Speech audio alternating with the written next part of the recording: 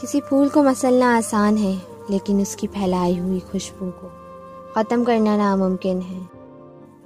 इंसान को फूल के जैसा ही होना चाहिए ताकि उसका काम बाकी रहे। दिल में खोट हो तो दुआ आता और मोहब्बत तीनों रास्ते बदल देती है। जब बंदा मुखलिस हो तो मेरा रब देता है।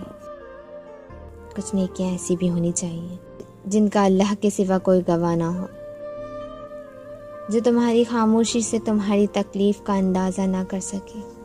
उसके सामने इजहार करना सिर्फ लफ्ज़ों को ज़ाया करना है। हर नया मिनट शुरू होकर यह ऐलान करता है, जो शख्स भलाई करने की ताकत रखता है तो कर ले, इसलिए कि मैं दोबारा लौट कर नहीं आने वाला।